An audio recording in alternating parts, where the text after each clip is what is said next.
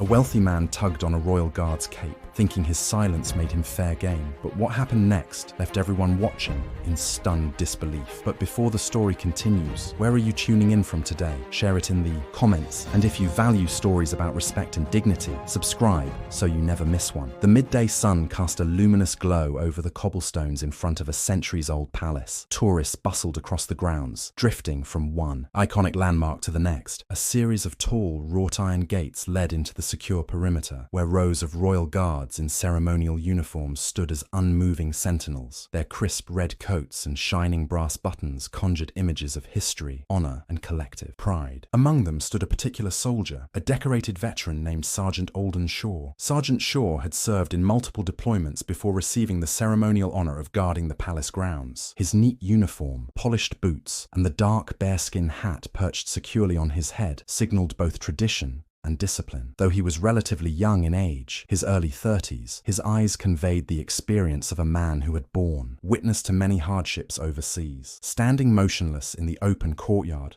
was his duty and his privilege. In these few hours of the day, he symbolized not just military discipline, but the perseverance and resilience of his nation. Parents brought children to watch the changing of the guard, an elaborate display of ritual and order that had taken place on these grounds for centuries. Everywhere one turned, someone snapped a photo or recorded footage on a phone. "They don't flinch no matter what you do," a father said to his young daughter, who was craning her neck upward at the silent guards. "They're trained to hold their position through anything." Tourists came and went, crowding in small groups to listen to audio guides explaining the monarchy's storied past. Some gave Sergeant Shaw a playful salute or tried to make him smile for a picture, though they were always mindful not to overstep. But not everyone who arrived at the palace that afternoon had the same sense of respect. A sleek black car pulled up outside the gates. Out stepped a man dressed in a navy blue tailored suit with an expensive watch glinting at his wrist. His name was Damien Ellis, a shrewd and affluent businessman whose reputation for ruthlessness was whispered about in private circles. He had built his empire on takeovers, lawsuits, and cutthroat deals, never tolerating defiance from those beneath him. In his world, money and power were the only real currencies of respect. Accompanied by two associates who alternated between nodding obsequiously and checking their phones, Damien walked toward the palace gates with purpose. He was supposed to have a small public relations photo op somewhere within the palace gardens, some charitable involvement that would help soften his public image. But upon spotting the stoic figures of the royal guards, a sly look crossed Damien's face. The suits following him were used to his impulsive whims and watched anxiously, suspecting something was afoot. He strolled into the courtyard, scanning the lines of guards as if inspecting them. Many other visitors parted to let him pass, some noticing the aura of money and influence around him, while others felt an uneasy tension. Approaching the nearest guard in the row, he leaned closer as if examining a statue. "Nothing," he said softly, but loud enough for a few bystanders to hear. "So, this is what centuries of tradition look like. Someone standing, silent, refusing to move." His associates offered forced chuckles. He continued, stepping along the line of guards. "I've heard these men are trained to ignore everything. Let's see if that's really true." He locked eyes with Sergeant Shaw, who stared straight ahead, unblinking. The sun beat down on both men, beads of sweat forming along Damien's temples, even as he exuded a theatrical arrogance. A few onlookers lifted their phones, curious about how far this might go. There was a certain tension in the air. Most recognized a crossing of a line was imminent. Standing inches from Sergeant Shaw, Damien drew a shallow breath and snapped his fingers in front of the guard's face. No reaction. He circled around to the side, stepping into Shaw's peripheral vision. Still, Shaw remained motionless, eyes fixed forward, posture rigid. "Unbelievable," Damien muttered as he looked back at his companions. "These guys are like wind-up dolls. So proud, so stoic." He gave a short laugh. "Let's see if that pride can be rattled." He leaned in, the faint scent of expensive cologne drifting toward the guard. "It must be humiliating," Damien said, "to stand here as a grown man in a fancy costume, letting tourists mock you. I bet you can't say a thing about it, can you?" No answer.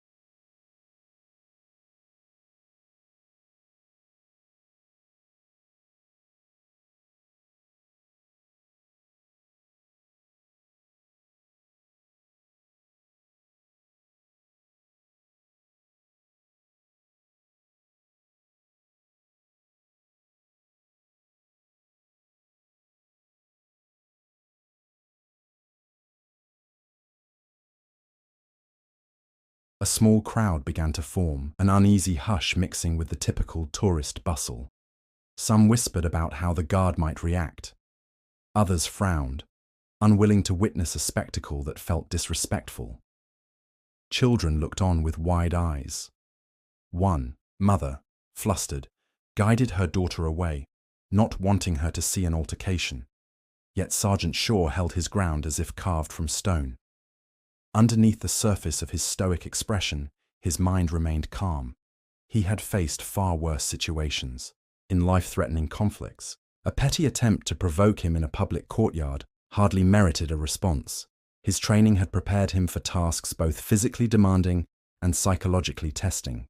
Standing still and ignoring insults, therefore, was an expected part of the job, woven into the tradition he had sworn to uphold.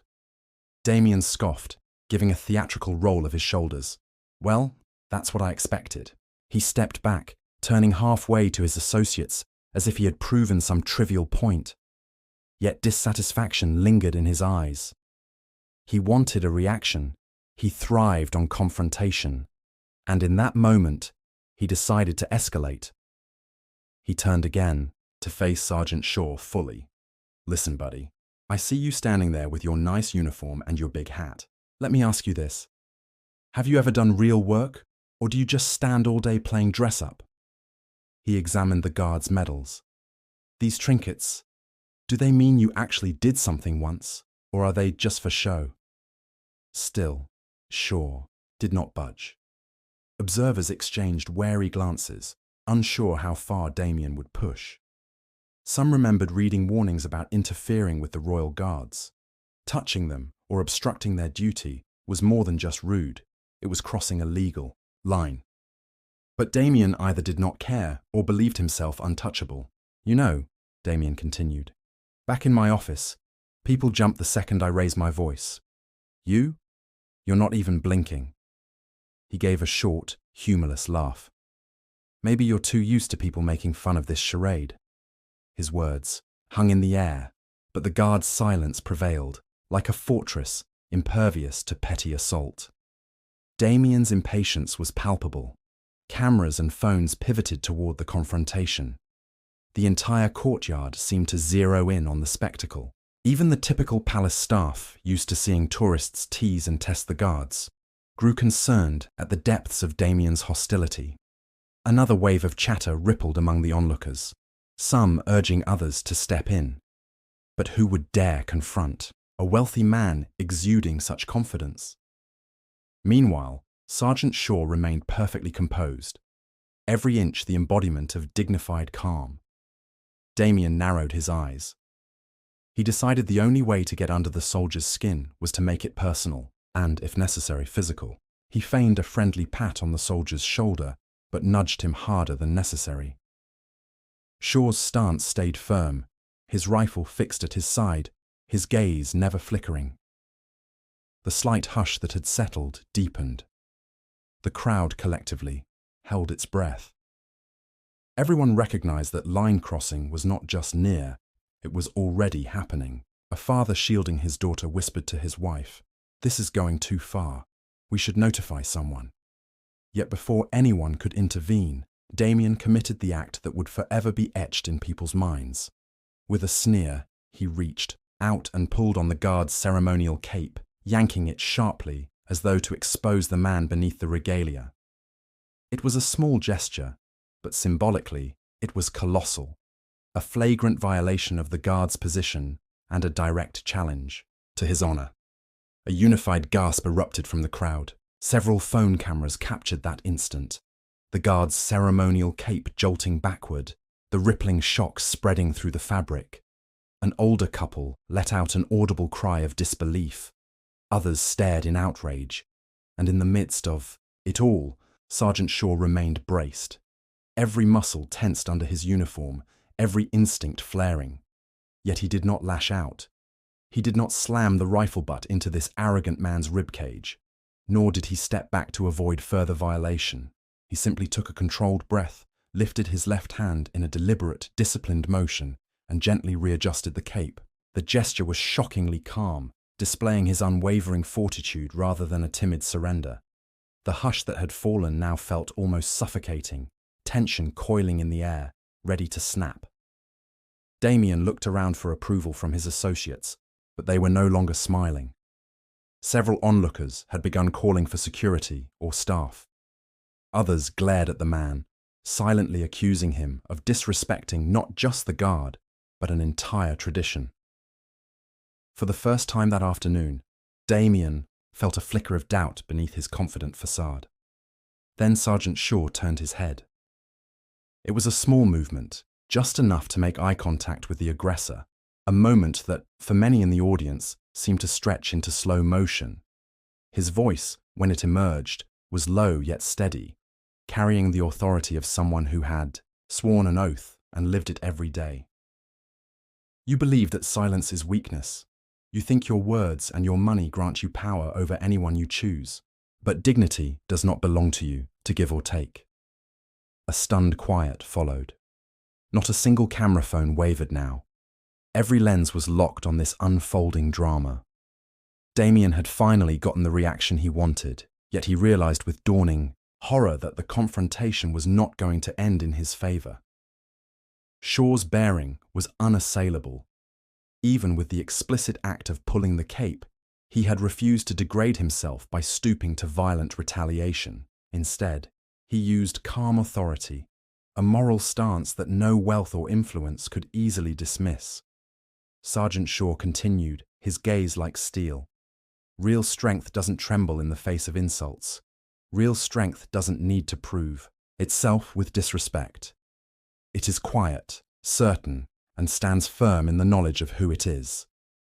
You tried to humiliate me, but in doing so, you exposed something about yourself. There is no power in cruelty. A hush, deeper than any previous, descended upon the courtyard. More people arrived, drawn by the silent tension that gripped the atmosphere. Damien felt all eyes pinned on him. For a split second, he tried to muster a sneer or a sarcastic retort, but the words wouldn't come. Instead, he managed a single, strangled phrase, "You have no idea who you're talking to." His voice sounded weak, even to himself. By now, a handful of palace security personnel were approaching, though they hung back, seemingly prepared to allow the guard to handle the situation until the threat escalated.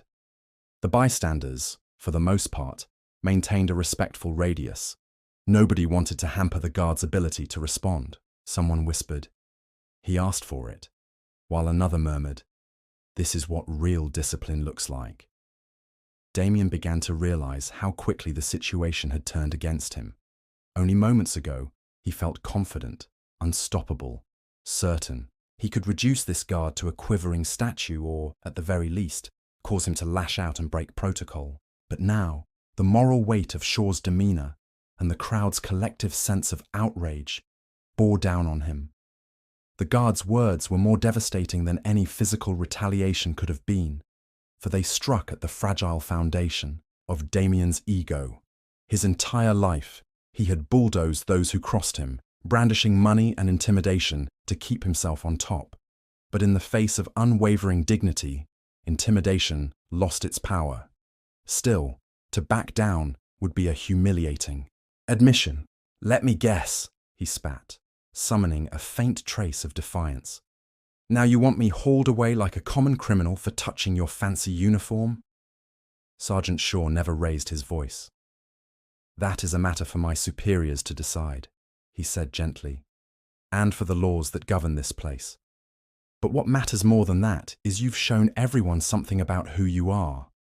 I hope, for your own sake, you think about why you feel the need to do such a thing." Security approached in earnest now.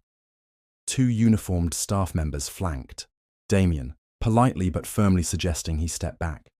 The hush in the crowd was replaced by a sea of whispered commentary. Some thanked the guard for keeping his composure. Others shook their heads at Damien, who looked around as though searching for an escape route. He stiffened, glancing down at the strong hands on his arms. "Let me go," he growled under his breath, yanking free. "I'm leaving." He turned, on his heel, ignoring his associates who hovered anxiously nearby. The moment he turned, a smattering of applause rose from the watchers. Not for him, but for the guard he had tried, and failed, to diminish. Damien's cheeks flared with heat. Unaccustomed to scorn, he pushed past onlookers, nearly colliding with a pair of children who shrank away. He stormed off towards the palace gates, muttering to himself about how ridiculous the entire scene was. Within minutes, the courtyard began buzzing with speculation, repeated accounts, and moral judgments. Phones were held high, capturing Sergeant Shaw's measured stance in the aftermath.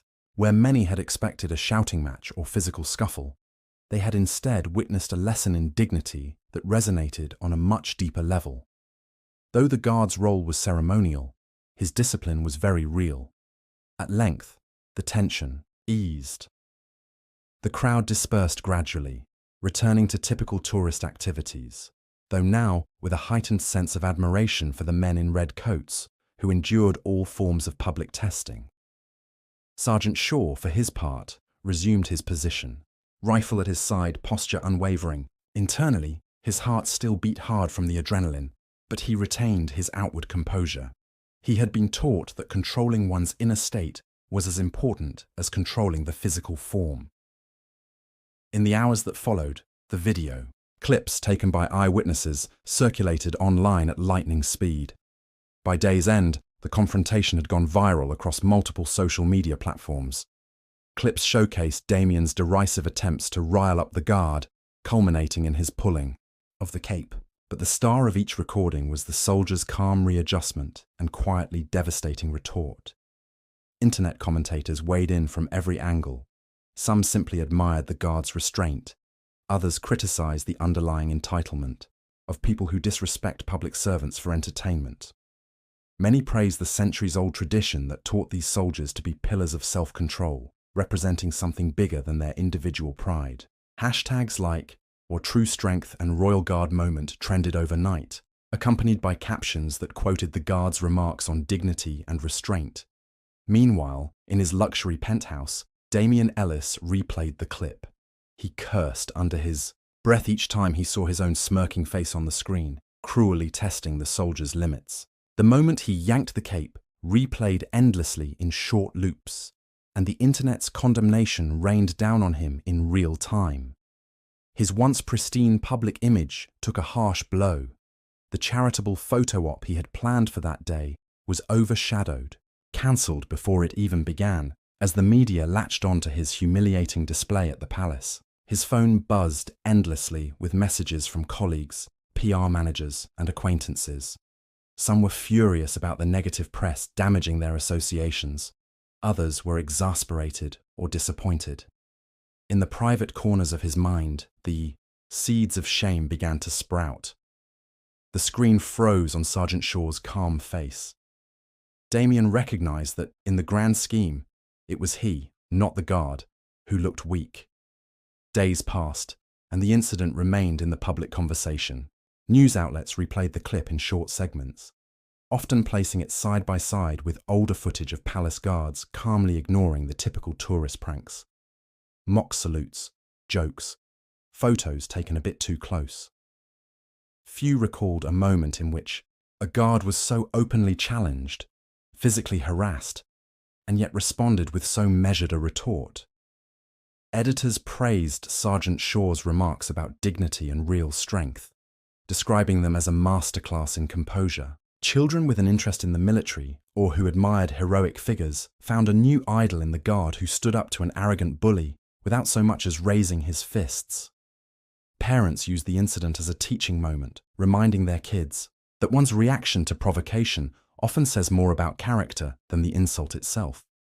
School teachers integrated the viral video into classroom discussions about respect, discipline, and handling conflict.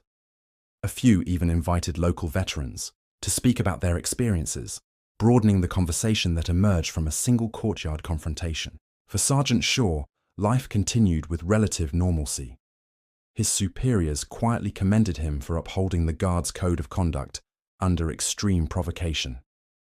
Officially, he received a short private briefing on how the monarchy wished to address further media attention.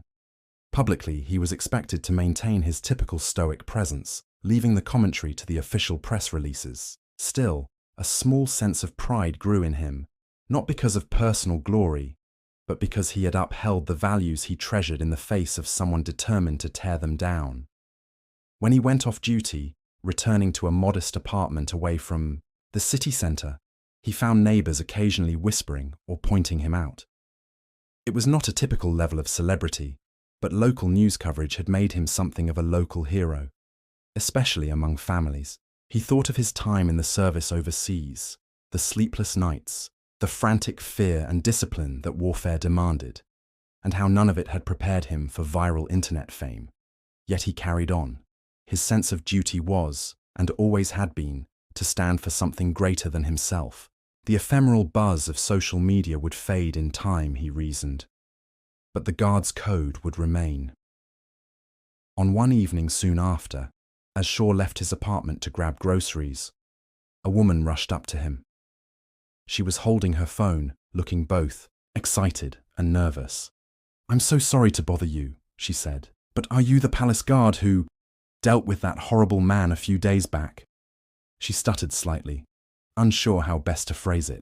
"The one who, pulled your cape?" Shaw felt his cheeks grow warm. He wasn't wearing any uniform, just jeans and a simple jacket. Nonetheless, he cleared his throat and nodded. "I suppose I am," he said with a polite smile.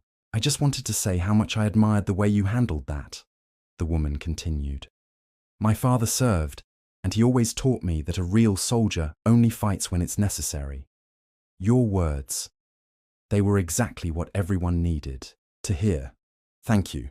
She appeared genuinely moved. Shaw offered a small, self-conscious nod. "I appreciate that. Thank you for saying so." He excused himself, politely declining a selfie, citing that he was in a rush. He walked away at a brisk pace, bags in hand, feeling a mixture of humility and a strange sense of gratification. Meanwhile, the story was not so pleasant for Damien Ellis. Calls from corporate partners demanded explanations and apologies. The Monarchy's press office confirmed an investigation into whether legal action was warranted, as he had technically harassed and laid hands on a member of the Royal Guard on duty. International watchers pointed to the incident as an example of entitlement gone wild.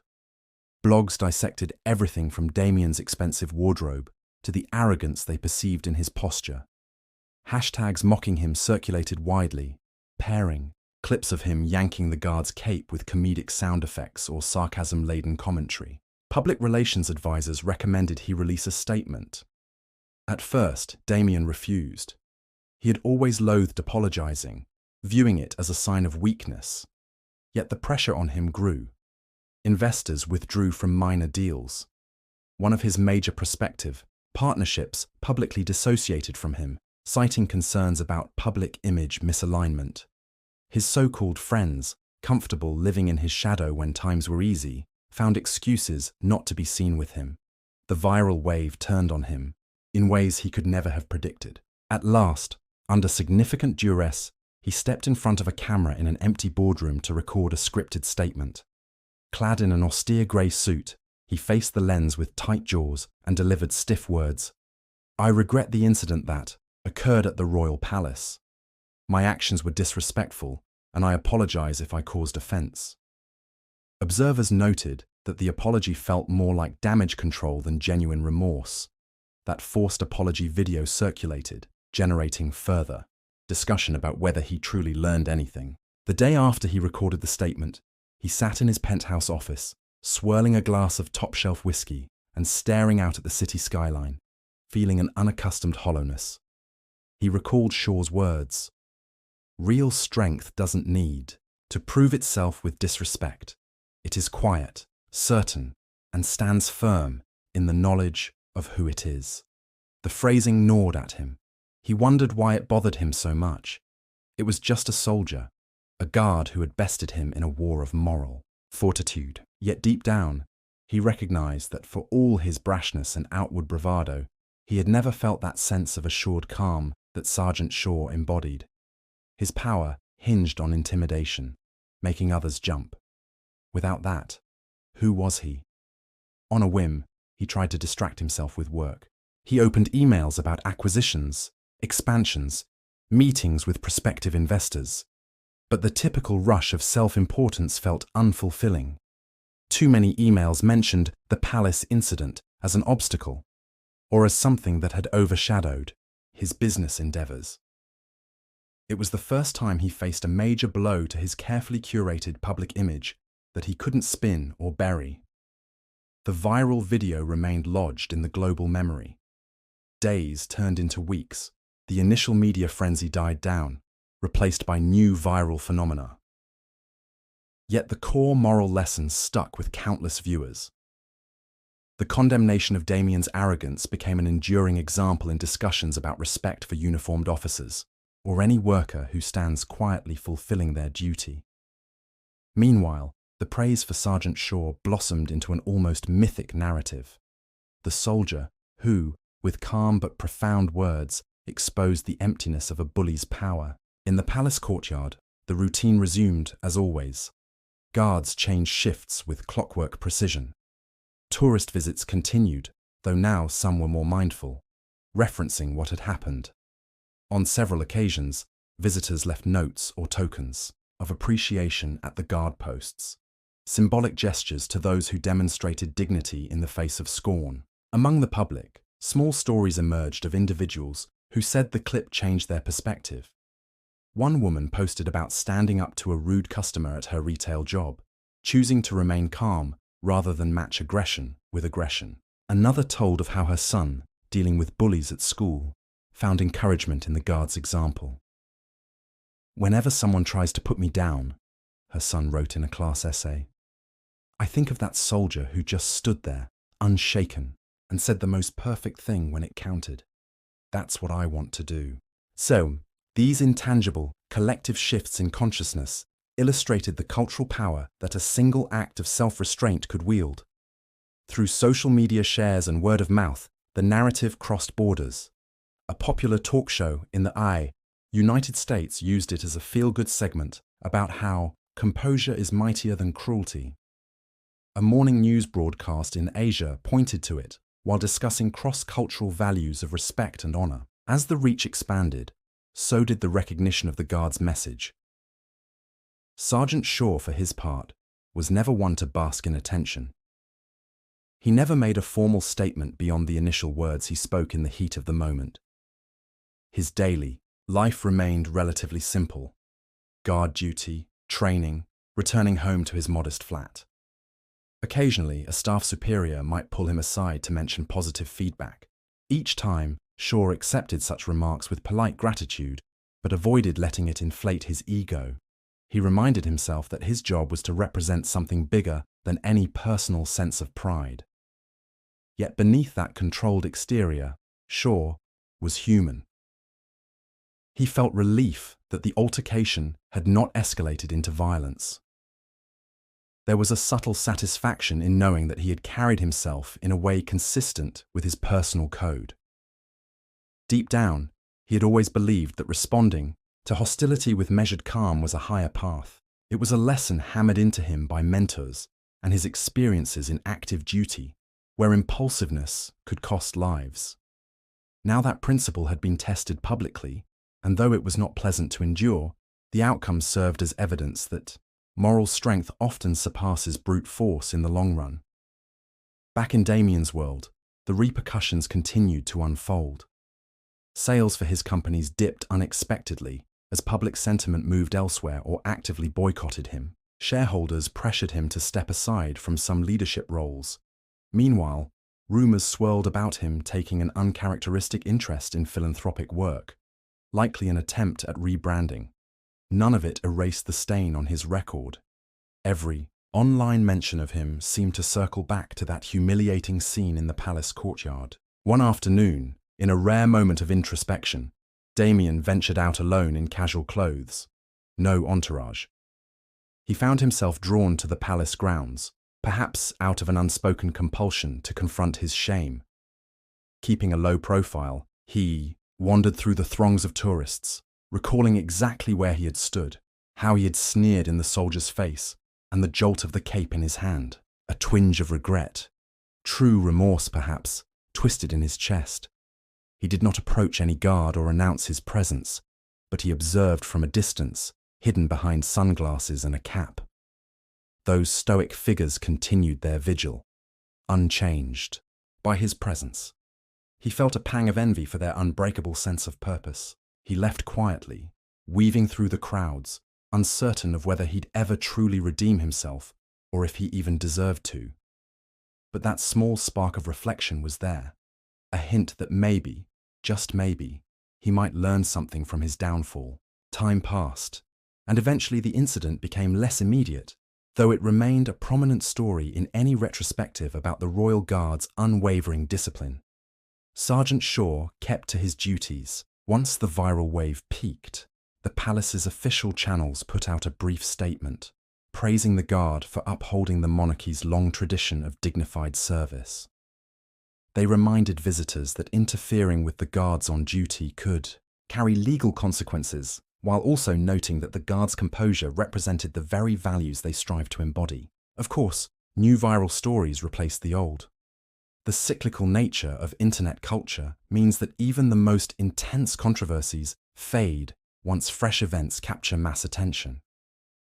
But for those who experienced the scene in the courtyard that day, or who took the lesson to heart, the memory did not disappear. It planted seeds in the minds of many, seeds of respect, reflection, and perhaps a quieter confidence in the worth of self-restraint.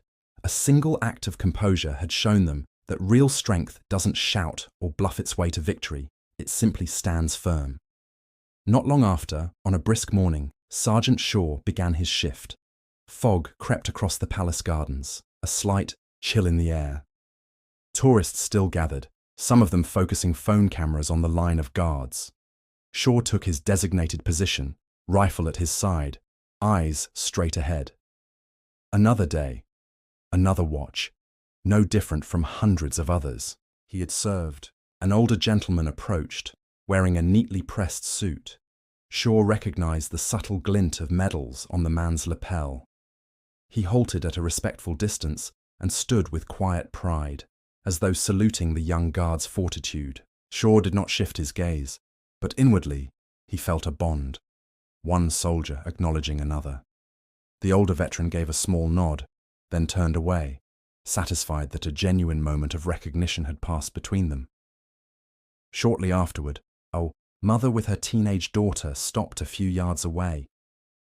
The daughter looked at Shaw with a kind of awe, whispering to her mother about the video. Shaw remained motionless, giving nothing away, but inside he felt a gentle sense of purpose, reaffirmed. In that moment, he remembered how a personal trial, once endured, can transform into an inspiration for others. He also understood that the weight of that responsibility required steady shoulders.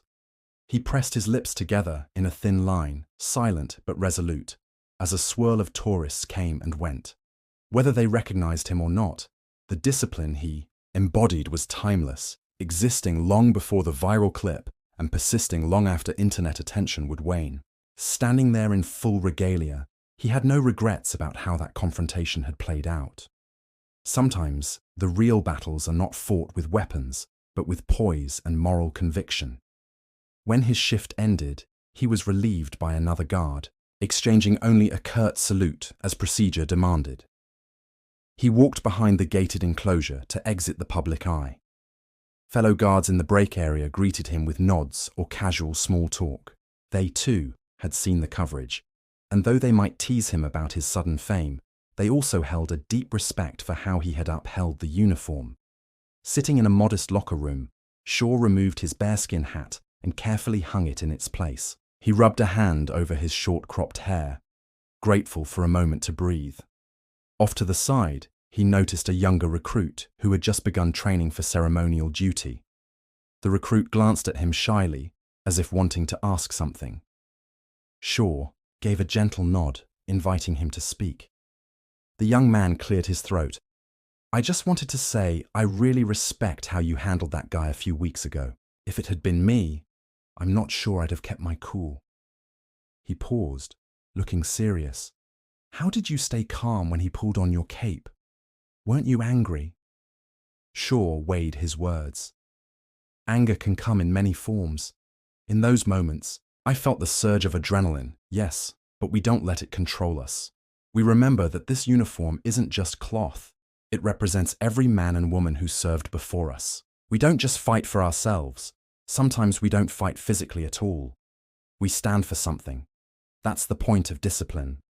The recruit nodded thoughtfully, soaking in the lesson, as Shaw offered a small, supportive clap on the young man's shoulder. They left the conversation at that, an unspoken understanding linking them.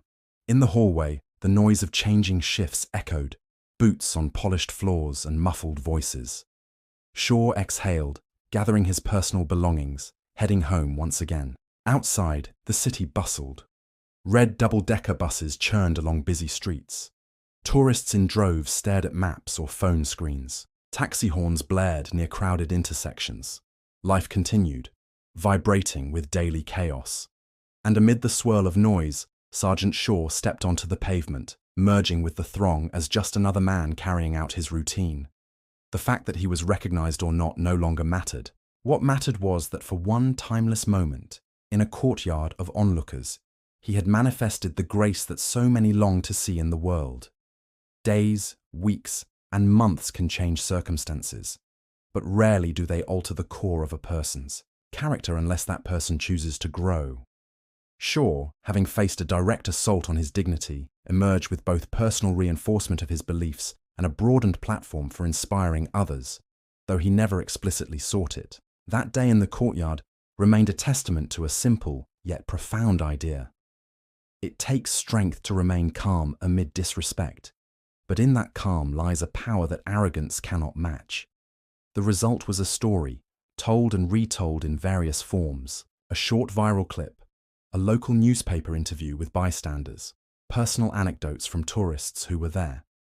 And each retelling carried the same moral: humility and composure, triumph over ego-driven aggression.